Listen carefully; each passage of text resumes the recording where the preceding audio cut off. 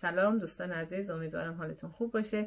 من امروز میخوام به یک سوالی که خیلی پرسیده میشه در مورد این موقعیت درآمدزایی آنلاین پاسخ بدم و اون این هست که آیا این سیستم هرمیه؟ به خصوص ما ایرانیا به خاطر تجربه یا اون پیش زمینه‌ای که از سیستم های گولد کوست داریم و دیدیم که چقدر آدما از این سیستم متضرر شدن و چقدر ناعادلانه بود. برای همین وقتی که یک تبلیغی در مورد کارهای اینترنتی و کارهای آنلاین میبینیم اصلا توی ذهنمون اولین چیزی که به فکرمون میرسه اینه که این هرمیه.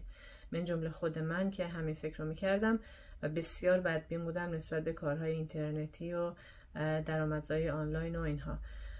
ولی خیلی اتفاقی سری اطلاعاتی در مورد این کار پیدا کردم و بعد وارد شدم، سوالامو پرسیدم، تحقیق کردم و بالاخره شروع کردم و الان میخوام توضیح بدم براتون که چرا این سیستم هرمی نیست. ببینید، تو سیستم های هرمی یک نفر توی رأس قرار میگیره و همیشه در رأس، یعنی اون نفرهایی که پایینن به هیچ وجه نمیتونن از اون بالایی رد بشن بالاتر. ولی تو این سیستم آنلاین ما اونایی که پایین هستند از یک جایی از اون نفر بالایی جدا میشن کلا و میتونن تو این چارت حرکت کنن و رد بشن بالاتر.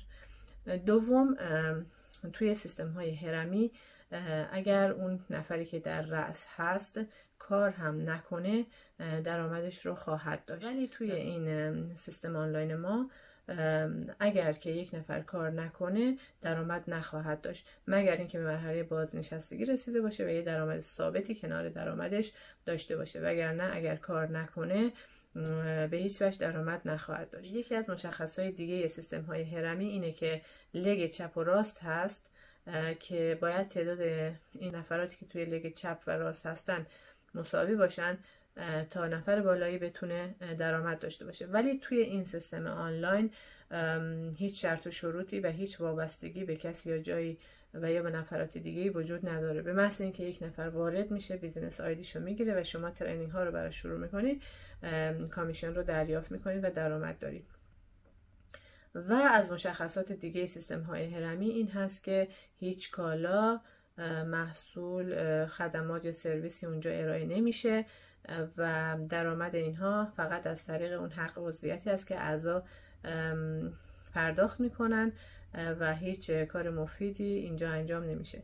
ولی توی سیستم ما کالا وجود داره، کالایی که بسیار ارزشمند هست، از یک کمپانی بسیار معتبر، مدیکال گرید هست، ایزوی بالا داره و مورد استفاده همه هست. به اضافه سرویس و خدمات که همون ترینینگ ها هستن، ترینینگ های مرحله به مرحله سوشال میدیا مارکتینگ و دیجیتال مارکتینگ و پلتفرم های سوشال میدیا هست، به اضافه منتور و کوچی که همیشه همراه شما خواهد بود. و دلیل دیگه این که سیستم های غیر مجاز کلا توی کانادا و آمریکا اجازه کار ندارن، ولی این سیستم آنلاین مورد تایید دولت آمریکا و کانادا هست، چرا که بابت درآمدی که ما داریم سالیانه به اداره مالیات این کشورها تکس پرداخت میکنیم و کاری که بابتش تکس پرداخت بشه قبلا بررسی شده، اپروف شده و به عنوان یک کار مجاز در نظر گرفته میشه. این بود تفاوت‌های بین سیستم هرمی و سیستم آنلاین فرانچایز ما. امیدوارم که مفید واقع شده باشه. اگر باز هم سوالی بود، نکته‌ای بود، موردی بود، حتما توی کامنت ها برام بنویسید. خوشحال میشم که کمکی کرده باشم.